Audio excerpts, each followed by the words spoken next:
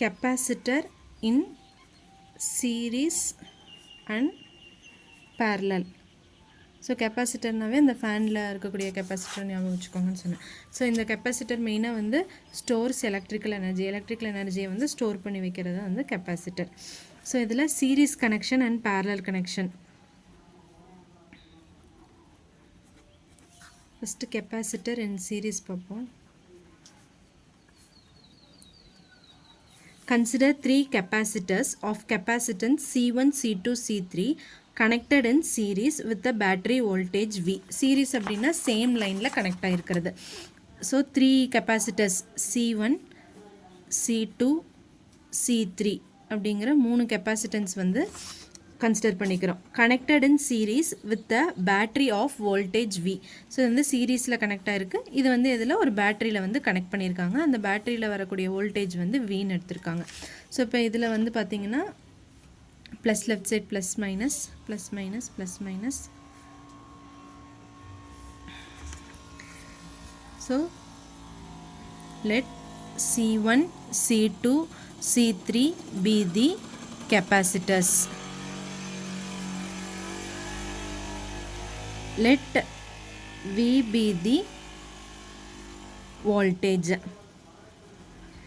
As soon as battery is connected to the capacitors in a series, the electrons of charges minus Q are transferred from the negative terminal to right plate of the C3. So இது என்ன ஆகுது அப்படின்னா, as soon as battery வந்து connect ஆனோன்னையும் negative terminal Q charge Q வந்து transferred from negative terminal to the right plate of the C3. So இந்த negative டெர்மினல்லேருந்து இந்த side வந்து கனெக்ட் ஆகுது, பாசிட்டிவ்க்கு வருது.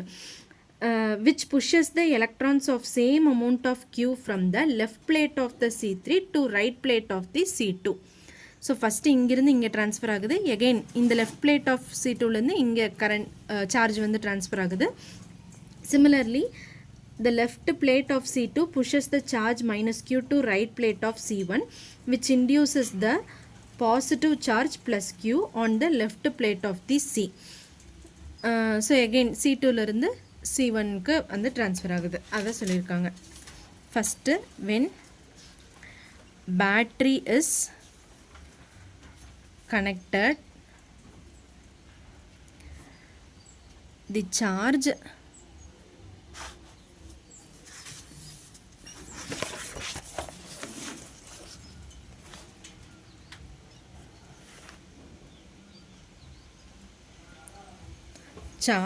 minus Q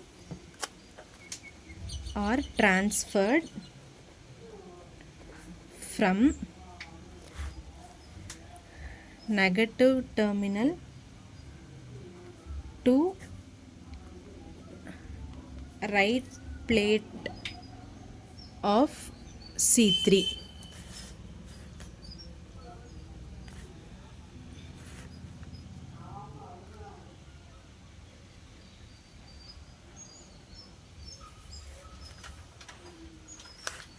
right plate of C3,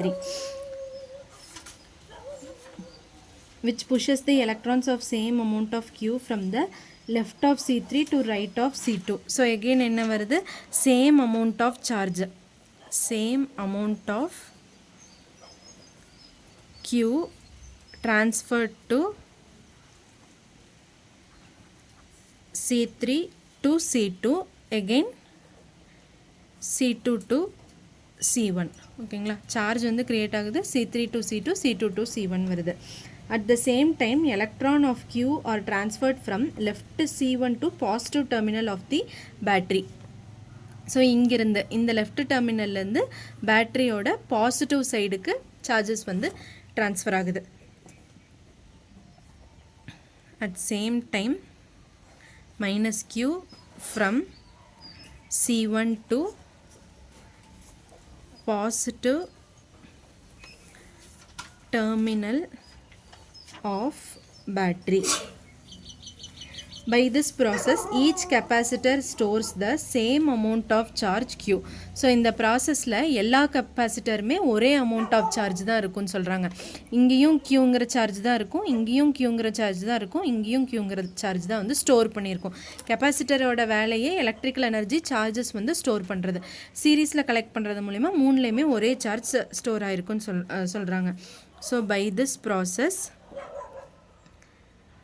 this process each capacitor stores same amount of charge Q. எல்லாமே ஒரே amount of charges வந்து store பண்ணியிருக்குன்னு சொல்கிறாங்க. The capacitance of capacitor is general different, so the voltage across the capacitor is also different.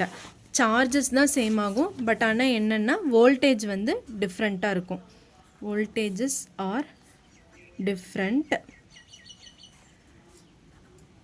Due to capacitance of capacitors. Let it be V1 V2 V3 அப்படிங்கிறோம். சரியா, charge மட்டும்தான் சேமாக இருக்கும். Qன்னு ஒரே charge சொல்லிக்கலாம் சேமாக இருக்கனால. ஸோ இது வந்து பார்த்திங்கன்னா வோல்டேஜ் வந்து V1 V2 V3 டிஃப்ரெண்ட்டாக இருக்கும். ஸோ டோட்டல் வோல்டேஜ் என்னன்னு சொல்லலாம், V1 + V2 + V3ன்னு சொல்லலாம் டோட்டல் வோல்டேஜை. The total voltage across the capacitor must be equal to the voltage of the battery. V equal to V1 V2 V3. Since நம்மளுக்கு சார்ஜோட formula என்ன தெரியும், Q is equal to C into V. So Q is the charge, C வந்து capacitance, V வந்து voltage. ஓகேங்களா. So இதில் நம்மளுக்கு என்ன வேணும், V தான் வேணும். V வேணும்னா so V is equal to இது இந்த சைடு வந்ததுன்னா V is equal to Q/C. So இதில் Cயும் டிஃப்ரென்ஸ் தான். நம்மளுக்கு என்ன இருக்குது, C1 C2 C3ன்னு இருக்குது. அப்போ V is equal to V1 வந்து Q/C1, V2 வந்து Q/C2, V3 வந்து Q/C3. ஸோ எல்லாம் சப்ஸ்டியூட் பண்ணியாச்சு. இதில் Q மட்டும் காமனாக வெளியே எடுத்தால் Q is equal to 1/C1 + 1/C2 + 1/C3. So இதுதான் வந்து வோல்டேஜ், டோட்டல் வோல்டேஜ். ஸோ இப்போ நம்ம என்ன கன்சிடர் பண்ணுறோன்னா C1 C2 C3 வந்து to form a single equivalent capacitor. இந்த C1 C2 C3 வந்து ஒரே கெப்பாசிட்டர் CSன்னு வச்சுட்டோம். சிங்கிள் ஈக்குவலன்ட் கெப்பாசிட்டராக ஆக்ட் ஆச்சுன்னா நம்மளுக்கு V is equal to என்ன இருக்குன்னா Q/, ஸோ இந்த V is equal to நம்மளுக்கு ஆல்ரெடி தெரியும் Q/Cன்னு தெரியும் இந்த இடத்துல. ஸோ இது வந்து என்னவாயிரும், Q/CS ஆயிரும் ஒரே கெப்பாசிட்டர்ஸ். ஸோ அப்போ Q/CS is equal to Q into 1/C1 + 1/C2 + 1/C3. So இந்த Qவும் கேன்சல் ஆயிரும். அப்போ நம்மளுக்கு என்னவாக இருக்கும், capacitance 1/CS is equal to 1/C1, 1/CS is equal to 1/C1 + 1/C2 + 1/C3. The inverse of the equivalent capacitance CS of 3 capacitors connected in series is equal to sum of inverse of each capacitance. So இதில் என்ன தெரியுதுன்னா inverse of equivalent capacitance, இது வந்து equivalent capacitance, இதோட inverseனா 1/, inverse of equivalent capacitance equal to sum of each capacitance. ஒவ்வொரு கெப்பாசிட்டன்ஸோட சம்மு தான் வந்து total கெப்பாசிட்டன்ஸோட ரெண்டும் இன்வர்ஸ் அப்படிங்கிறாங்க. Sum of inverse of each capacitance. So இதுலேருந்து என்ன சொல்கிறாங்கன்னா ஈக்குவலன்ட் கெப்பாசிட்டன்ஸ் CS வந்து always less than the smallest of individual capacitance in the series. So இப்போ இந்த இதில் இண்டிவிஜுவல் கெப்பாசிட்டன்ஸ் இருக்கு இல்லையா, இதில் வந்து எது ஸ்மாலஸ்ட்டாக இருக்கோ அதை விடவுமே வந்து லெஸ் தேனாக இருக்கும் அப்படின்னு சொல்கிறாங்க. So CS is less than smallest of individual capacitance. So இதை capacitance connected in series. So இதில் வந்து பார்த்திங்கன்னா கெப்பாசிட்டர் இன் சீரீஸ் கனெக்ஷனில் C1 C2 C3 3 சீரீஸாக கனெக்ட் பண்ணுறாங்க. ஒரு பேட்ரி இருக்குது, அந்த பேட்டரிக்கு வோல்டேஜ் வந்து வின்னு சொல்லிடணும். வென் பேட்ரி கனெக்ட் ஆன உடனே சார்ஜ் -Q வந்து ட்ரான்ஸ்ஃபர் டு C3, C3லேருந்து லெஃப்ட் ஆஃப் C2 ட்ரான்ஸ்ஃபர் ஆகுது, again to the C1 transfer ஆகுது. C1ல் இருக்கக்கூடிய மைனஸ் சார்ஜ் வந்து connected to the positive side of the voltage.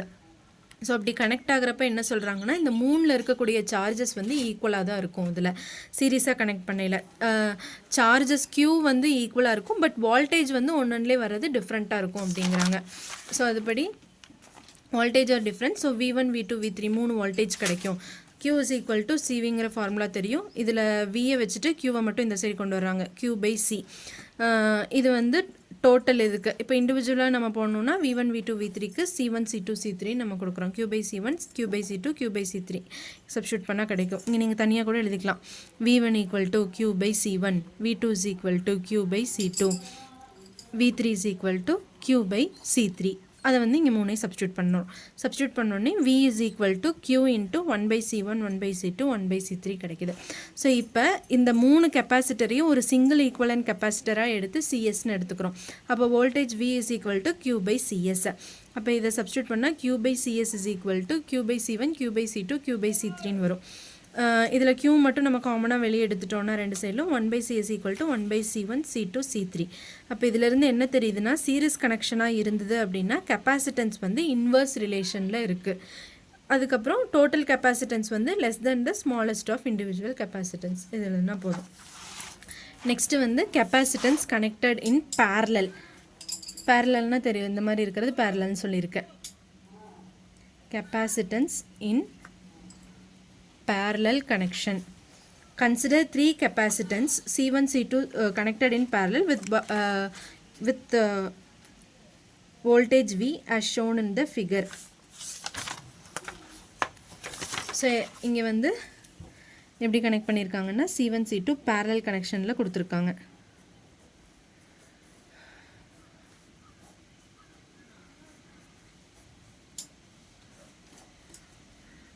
C1 C2 C3.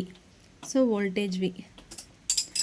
Since corresponding sides of capacitors are connected to the same positive and negative terminals of the battery, the voltage across the capacitor is equal. So என்ன சொல்கிறாங்க அப்படின்னா, இதில் இதே மாதிரி எழுதிக்கோங்க. C1 C2 C3B capacitor, VB voltage. Corresponding sides of capacitor are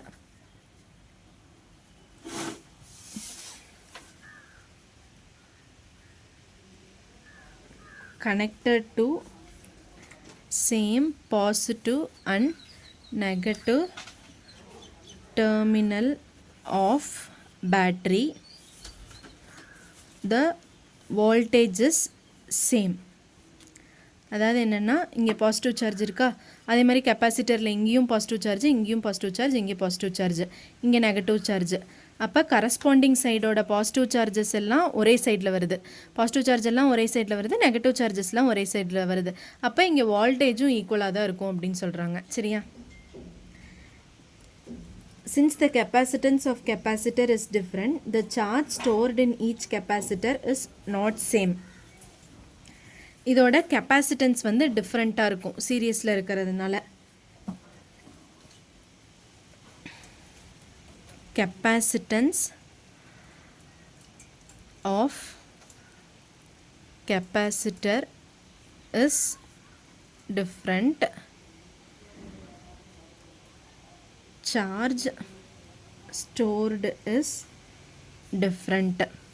so சீரீஸில் சார்ஜஸ்லாம் சேமாக தான் இருந்துச்சு, QQQவை தான். இங்கே சார்ஜஸ் டிஃப்ரெண்ட்டாக இருக்குது, Q1 Q2 Q3ன்னு டிஃப்ரெண்ட்டாக இருக்குது. வோல்டேஜ் வந்து V's, இங்கே வோல்டேஜ் வந்து டிஃப்ரெண்ட்டாக இருக்குது, V1 V2 V3. பட் இங்கே வோல்டேஜ் வந்து சேமாக இருக்குது, V அப்படிங்கிற வோல்டேஜ். ஸோ அப்போ Q is equal to total charge என்ன எழுதிக்கலாம்னா Q is equal to Q1 plus Q2 plus Q3 எழுதுகிறோம். நம்மளுக்கு சேம் அதே மாதிரி Q is equal to CVன்னு இருக்குது. So Q is equal to C1V plus C2V plus C3V because இங்கே voltage வந்து என்னவா இருக்குது, சேமாக இருக்குது. கனெக்டட் வோல்டேஜ் வந்து இங்கே சேமாக இருக்கனால வீன்னு எடுத்துக்கிறோம். C1 C2 C3 3 capacitors. So இதில் எப்படி வரும் அப்படின்னா, இங்கேயும் வந்து 3 கெப்பாசிட்டர்ஸை வந்து சிங்கிள் கெப்பாசிட்டராக, இந்த 3 கெப்பாசிட்டர் இருக்குது இல்லையா, இதை வந்து சிங்கிள் கெப்பாசிட்டராக எடுத்துக்கிறாங்க. இங்கே எப்படி 3 கெப்பாசிட்டரையும் சிங்கிள் கெப்பாசிட்டராக சிஎஸ்ன்னு எடுத்தாங்க, இங்கே வந்து பேரலல் கனெக்ஷன்னால இங்கே வந்து சிபின்னு எடுத்துக்கிறாங்க. சிபி இங்கே வந்து சார்ஜஸ் 3லேயுமே சேமாக தான் இருக்குன்னு வச்சுக்கோங்க. அப்போ Q is equal to என்னென்னு வரும்னா CP into Vன்னு இருக்கும். இந்த CPVயை வந்து இங்கே சப்ஸ்டியூட் பண்ணுறாங்க. CPV is equal to C1V plus C2V plus C3V. So இதுலேருந்து Vயை காமனாக வெளியே எடுத்தோன்னா V into C1 plus C2 plus C3. So இந்த V இங்கே கீழே வந்துச்சுன்னா இதுவும் கேன்சல் ஆயிரும். அப்போ CP is equal to C1 plus C2 plus C3. So இதுலேருந்து என்ன சொல்கிறாங்க அப்படின்னா, equivalent capacitance is parallel to the sum of individual capacitor. இது வந்து equivalent capacitor. Equivalent capacitance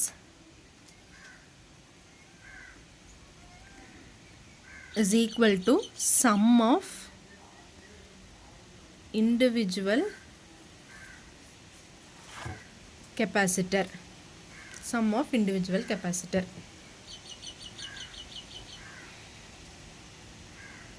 so இதில் வந்து என்ன சொல்கிறாங்கன்னா, CP connection is always greater than the largest